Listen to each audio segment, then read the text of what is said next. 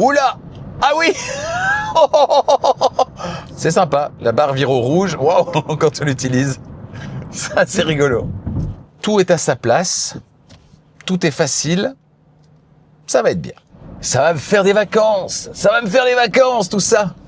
Bonjour et bienvenue sur Charging Station pour un nouveau premier trajet, mes tout premiers kilomètres ou dizaines de kilomètres, ce sera le cas aujourd'hui, quelques dizaines de kilomètres, au volant des voitures que j'essaie ensuite pendant une semaine pour vous proposer à la fin de la semaine mon ressenti après une semaine au volant et puis tous les détails techniques. Ici, c'est tout le contraire, ce sont mes premières impressions à chaud, au volant cette semaine d'une Alpine, l'Alpine A390, A390 qui se trouve derrière moi dans une couleur dans laquelle on a moins peut-être l'habitude de la voir. On a souvent les couleurs bleu Alpine sur les images de presse. Et bien là, ce sera du gris mat, une peinture qui n'est pas donnée d'ailleurs. Je peux déjà vous dire que dans quelques semaines, je tourne un petit peu et je prendrai le volant d'une autre voiture qui se trouve juste à côté de moi dans ce garage du groupe Renault. Il s'agit évidemment de la nouvelle Renault Twingo, peut-être la future star des villes, une Renault Twingo en tout cas qui déclenche immédiatement le sourire. Pourquoi? Parce qu'elle ressemble comme deux gouttes d'eau à celle qu'on a connue au début des années 90, des années 90, à savoir la première Renault Twingo, celle qui a amené un vrai vent de fraîcheur dans le milieu de l'automobile, et c'est le cas je pense avec cette nouvelle version. Bon, on va revenir sur celle qui nous intéresse aujourd'hui, on va s'intéresser à sa ligne extérieure pour ce premier trajet, les places arrière, le tableau de bord et puis mes toutes premières impressions à son volant durant quelques dizaines de kilomètres. Vous vivez avec moi son premier trajet. Premier trajet avec Coyote, à vos côtés sur la route pour votre premier trajet et tous les autres. Non, cette voiture n'est pas un SUV, on ne veut surtout pas que vous l'appeliez SUV. C'est déjà suffisamment perturbant d'avoir ce format pour les aficionados de la marque de Dieppe. Et puis en plus, imaginez, elle est électrique et c'est une 4 roues motrices. Ceci est donc une révolution.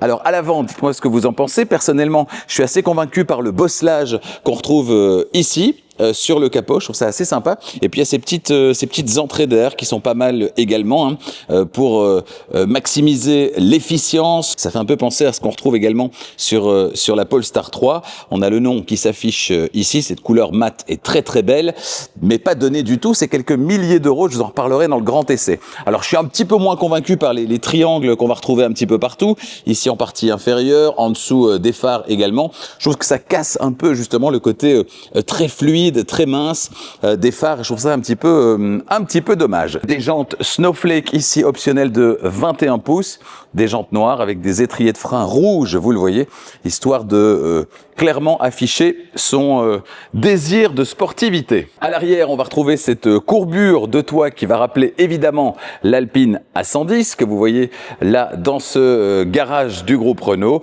Et puis tout à l'arrière, c'est toujours très très moderne. Et une fois de plus, je me serais bien passé personnellement des petits triangles ici. C'est toujours extrêmement moderne avec le nom ici, c'est éteint, mais la marque Alpine qui s'illumine, c'est très tendance. Il y a deux versions, GT et GTS. On est ici sur la version GT. Si on descend les diffuseurs et puis les parties à gauche et à droite, histoire de guider l'air ici, qui sont un petit peu saillantes, voilà, qui aide également pour l'efficience. Alors ici, on voit bien évidemment cette arête qui vient mourir au-dessus du passage de roue, qui donne pas mal de personnalité au flanc de cette voiture. Et puis j'ouvre via la petite poignée qui est bien dissimulée ici. Et je prends place à l'arrière. Alors la place à l'arrière, qu'est-ce que ça donne? Eh bien voilà, j'ai un petit peu les genoux dans le siège avant qui est réglé pour ma taille, mon mètre 90, mon mètre 90. Je dois voyager du coup avec les genoux et les jambes un petit peu écartés. Par contre, au niveau des pieds, j'arrive à les glisser. Alors je peux vous dire que j'ai beaucoup de place, mais j'arrive à les glisser sous le siège avant. Bon, clairement, au niveau de la tête, c'est un coupé. Et donc, vu la chute du pavillon derrière, ça touche un petit peu également. On va pas dire que c'est dans cette voiture que je suis le plus à l'aise, mais franchement pour des courts trajets, ça passe. Sinon, on a un plancher plat, on a deux prises USB-C, vous le voyez, et puis je trouve pour une voiture proposée à un prix qui n'est pas anodin, quand même du plastique Voilà, qui fait pas très qualitatif là. C'est dommage, je m'attendais à un petit peu mieux. Ça fait pas très chic. Sur les portières, il y a là aussi à boire et à manger. Ok, il y a le petit accoudoir rembourré ici. Il y a cette sorte de petit décor en tissu. Mais il y a aussi beaucoup de plastique dur ici. Des poignées qu'on a par ailleurs déjà vues dans le groupe Renault. Voilà, c'est très plastique quand même. Petite consolation, on a quand même de la feutrine ici dans le petit vide-poche. Bon, puisqu'on a fait l'arrière, on va passer à l'avant. Tiens, une Renault Mégane ou une Renault Scénic? Ah non, on est bien chez Alpine, avec ce volant, nous dit-on, inspiré de la Formule 1. On verra si à l'usage, avec toutes ces petites commandes, c'est pratique ou pas. Alors effectivement, si vous êtes des habitués de chez Renault, bon, ça manque peut-être là aussi un petit peu d'exclusivité. C'est peut-être un peu dommage compte tenu toujours du tarif demandé. Alors ici, l'aspect est plutôt sympa, mais ça reste un matériau qui est relativement dur. On a ce décor carbone également. On a la marque qui s'inscrit ici, les ouïes de ventilation. Et puis ici, c'est vrai, un univers qui est finalement assez Renault. Si ce n'est qu'on n'a pas le Komodo supplémentaire de Renault. Hein. Ils auraient pu nous mettre le Komodo de la Renault 5, ça aurait été sympa. Mais non, ça quand même, on y échappe. On a ces 3 boutons ici, D, N et P, et puis R, et toujours ce petit décor carbone. Voilà, je vais installer les petites caméras. Je vais connecter mon téléphone également. On a le gros avantage ici d'avoir Android Automotive. Ça, c'est vraiment très chouette. Et puis, c'est parti pour ce premier trajet. Je vous retrouve dans un instant. Voilà, mon téléphone est connecté. J'ai indiqué ma destination dans Waze, en l'occurrence ici, 67 km. On rappelle que je pourrais également utiliser le système embarqué, puisque le système embarqué, c'est Google Maps, excellent système. Google Maps, excellent planificateur d'itinéraire. On aura l'occasion de s'en rendre compte dans le grand essai quand je simulerai un trajet vers Marseille. Vraiment bien également la position de conduite, avec le petit repose-pied ici qui est très agréable. On est résolument dans une ambiance sportive, hein. Il y a qu'à voir le volant ici, ça donne vraiment envie. Alors je sais déjà avec ce système de Renault qu'on a la petite voiture ici au tableau de bord. On a ça chez Renault, chez Dacia et donc évidemment chez Alpine également. C'est le My Safety Perso et ça, c'est génial. Alors c'est quoi le principe? C'est que si je vais sur la petite voiture et que je vais dans aide à la conduite, eh bien par défaut ce sera all on, c'est-à-dire que par défaut c'est une obligation légale, tous les systèmes d'aide, tous les bips sont activés et je peux avec un double clic ici tout simplement les désactiver en une fois et je peux même en configurant mon My Safety Perso décider d'en laisser certains et d'en supprimer d'autres, de me faire exactement la voiture qui me convient et de rappeler facilement cette voiture qui me convient avec une seule touche au tableau de bord. Ça, c'est génial. Tous les constructeurs devraient faire ça. Si je devais donner une note globale aux voitures que j'essaie, la moitié de la note, ce serait l'ergonomie. La moitié de la note serait consacrée justement à tout ça, ces petites choses un peu casse-pieds quand elles sont pas bien réglées, pas facilement accessibles, etc. Et pour ça, les voitures du groupe Renault auraient pour moi déjà la moitié de la note d'office parce que c'est toujours très ergonomique. Le système Android Automotive plus le système My Safety Perso, c'est déjà un énorme chemin parcouru sur la voie du plaisir au volant. Je rappelle, voilà l'itinéraire, 67 km, ça n'a évidemment pas changé puisque je n'ai pas bougé. On va appeler le D, on est sur Drive, on est en mode de conduite normal, et c'est parti. Au niveau de la suspension, c'est pas mal. On n'a pas de suspension pilotée sur cette voiture, mais on a tout de même des suspensions spécifiques dont je parlerai dans le grand essai. Me voilà arrêté déjà à un petit feu rouge de chantier, l'occasion de voir un petit peu quels sont les réglages. Alors ça doit être la récupération d'énergie. Ah voilà, effectivement. Donc là, j'étais en premier niveau de récupération. Donc il y a le niveau 0 petite barre bleue, donc la roue libre. Premier niveau, c'est ce qui était réglé. Bon, c'était pas très... récupération était quand même très faible.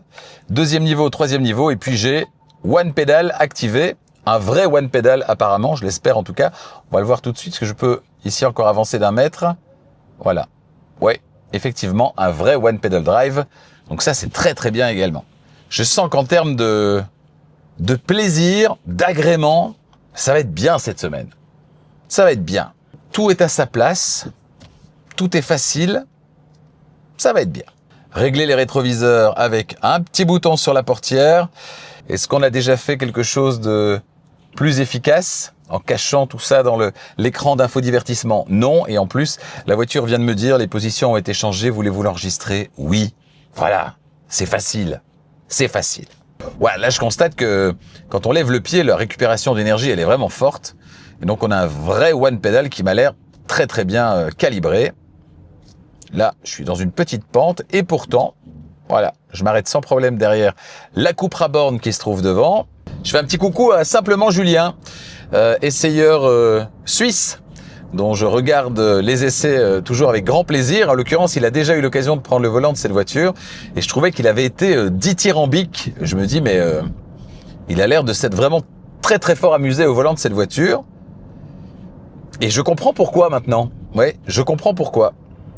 En fait, je suis pas sûr que je vais arriver à des consommations vraiment réalistes parce que cette voiture, elle donne envie d'écraser l'accélérateur, elle donne envie de se faire plaisir et ça, on s'en rend compte tout de suite. C'est assez incroyable. Alors, cette voiture, elle est très silencieuse. Là, je suis à 100 km/h sur cette portion et on n'entend pas grand-chose. Ça, c'est très appréciable également. Le maintien définitivement des sièges est très convaincant. Et je pense pourtant qu'on est sur les sièges de série, hein, on n'est pas sur les sièges Sabelt optionnels. Mais ça me semble déjà vraiment pas mal. Active Assist, régulateur adaptatif ou limiteur. Bon, on va mettre Active Assist sélectionné, voilà. Et la voiture se maintient au centre de la voie de circulation. Elle va évidemment me rappeler à l'ordre, hein, puisque je ne touche plus le volant. Et est-ce que nous avons un volant capacitif? Gardez les mains sur le volant, je dépose le bout des doigts et l'alerte disparaît. Donc ça veut dire que je peux rouler tranquille en laissant les mains sur le volant, mais en laissant surtout la voiture gérer elle-même le centrage sur la voie de circulation. Pas besoin de lui dire je suis là, je suis là. Elle sait que je suis là parce que j'ai les mains posées sur le volant. Et donc je ne serai pas non plus rappelé à l'ordre. Ça va me faire des vacances! Ça va me faire des vacances tout ça!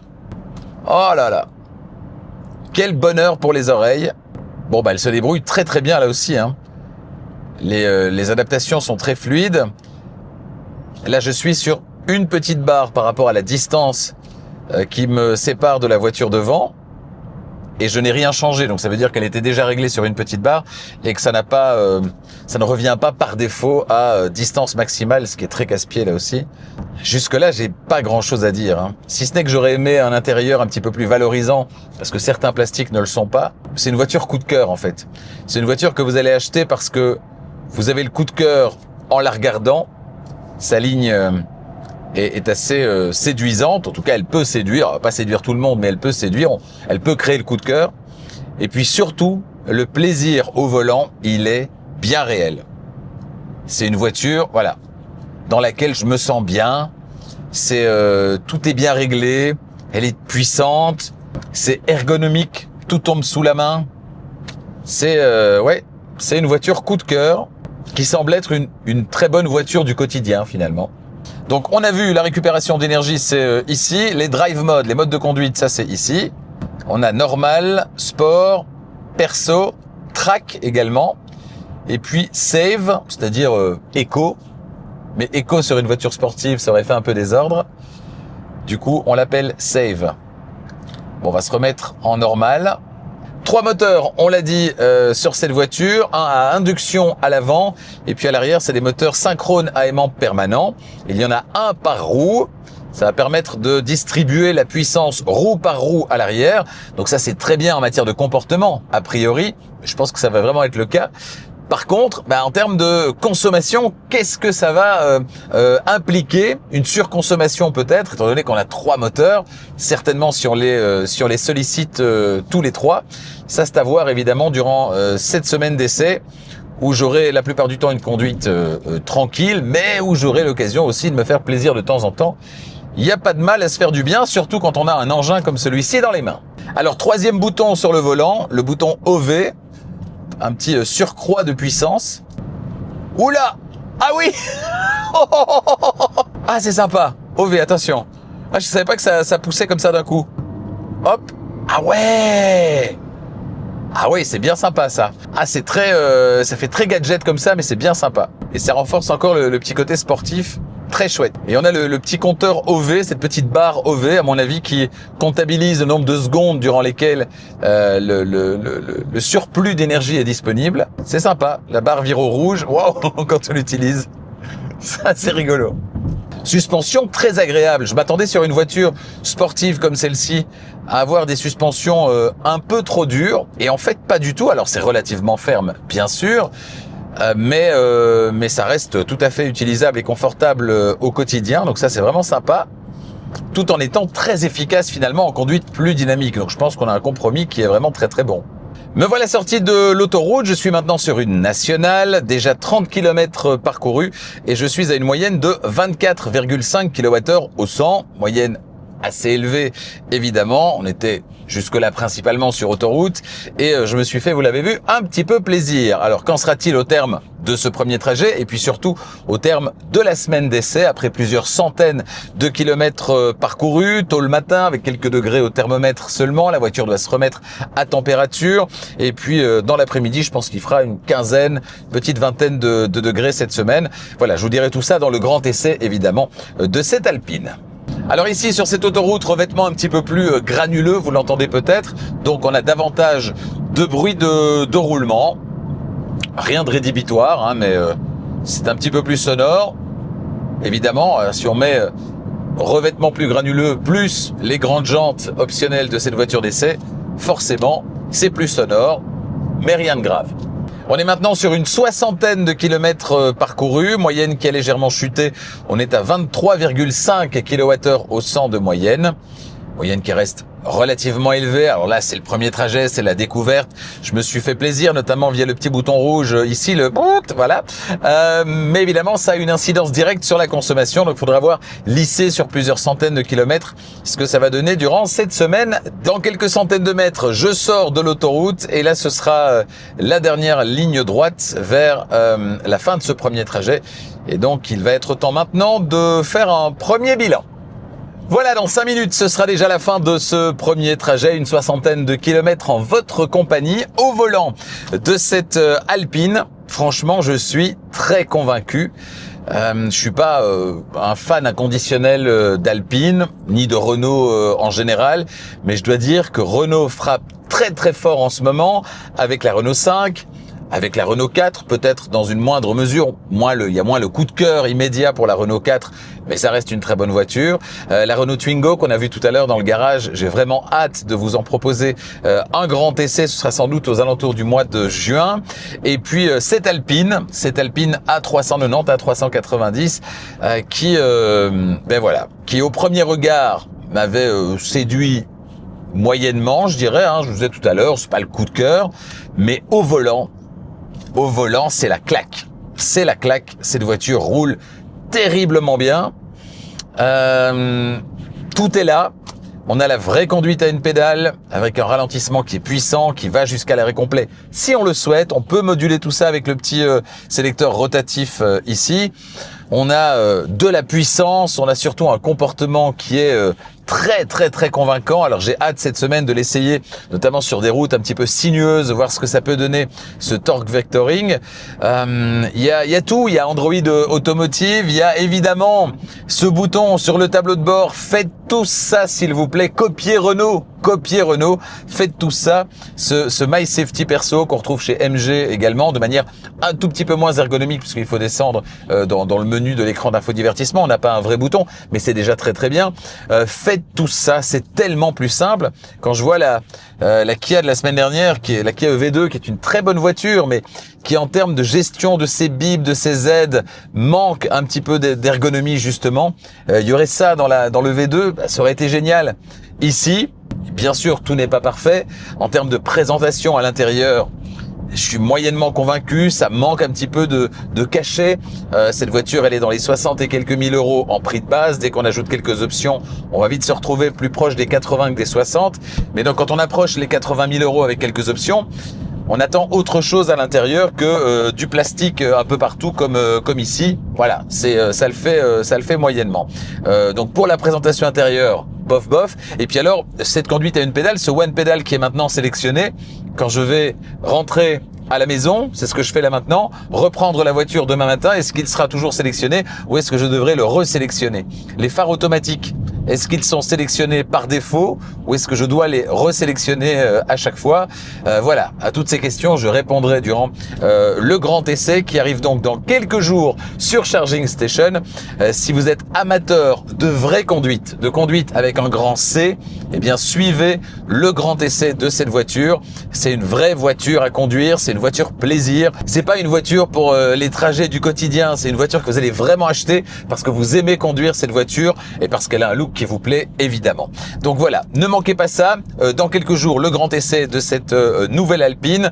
On se retrouve donc sur Charging Station. N'hésitez pas en attendant, si vous n'êtes pas encore abonné, à vous abonner et n'oubliez pas d'activer la clochette des notifications pour être prévenu dès qu'une nouvelle vidéo électrisante est disponible. Vous n'allez pas être bombardé de notifications, il y en a 2 par semaine, le premier trajet et le grand essai.